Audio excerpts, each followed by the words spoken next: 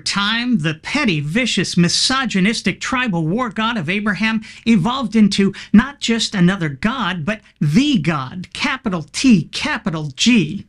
The one and only necessary being, the all-powerful, all-knowing, all-loving creator of absolutely everything. But don't think for a moment he forgot his roots. To this day, he remains as petty, vicious, and misogynistic as ever.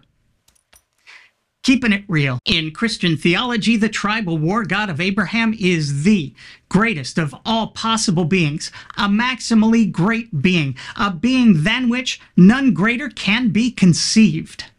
As professional philosophers of the day would say, God is totally awesome. He rocks. This maximal greatness would necessarily include God's intelligence, an intelligence far beyond our ability to understand or comprehend.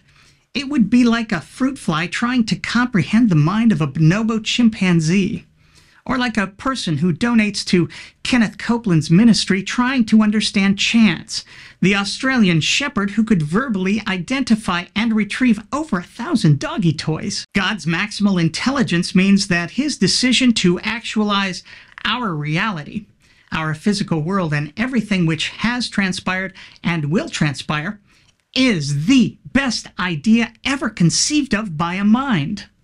That covers all of his dealings with his creation, which for believers would include everything in his holy word. So if you're a believer, you have to believe that bringing God's intended species, humans, into being only after 13.8 billion years, using the brutal and merciless process of natural selection where sentient creatures have been needlessly suffering and dying for hundreds of millions of years, well, that was the best possible way to create us. Rather than simply poofing us into existence in a perfect world devoid of suffering until we, humans, messed things up, as the first chapters of Genesis propose.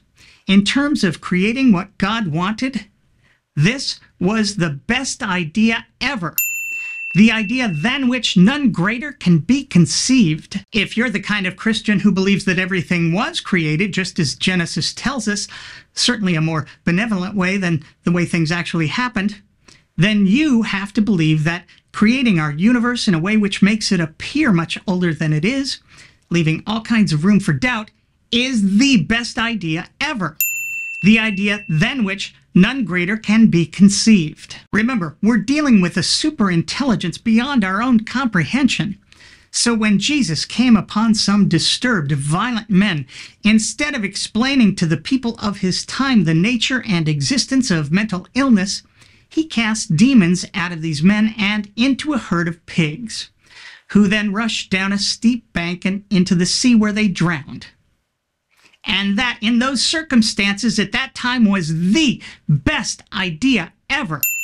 The idea than which none greater can be conceived. Likewise, believers must believe that when God gave Moses the 10 Commandments, failing to prohibit rape, and indeed later giving instructions on how to properly rape virgin prisoners of war after a 30-day period of mourning, it's so sweet. Believers must believe that this was, in fact, in those circumstances at that time, the best idea ever. The idea than which none greater can be conceived. We could do this all day. Killing homosexuals, best idea ever. Killing non-virgin girls, best idea ever. Holocausts, best idea ever. Childhood cancer, best idea ever. Celine Dion, best idea ever. A place of eternal torment for non-believers, best idea ever. The idea than which none greater can be conceived. Take Pine Creek Doug's challenge regarding the flood. God could simply poof everyone out of existence in an instant, or drown everyone, including babies, toddlers, and animals. Turns out, struggling to breathe, gasping for air, even babies and toddlers, was the best idea ever in that situation. That was the result of a superintelligent, omnibenevolent mind. Who knew? For believers in the tribal war god of Abraham, this is what you must believe. A maximally great being is maximally intelligent.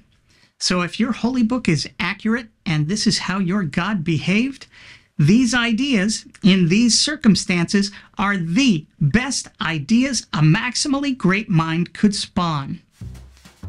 And if you believe that, I think it's safe to conclude that Chance's intelligence is significantly greater, perhaps maximally greater, than your own. Once again, I'm me. Thanks for watching.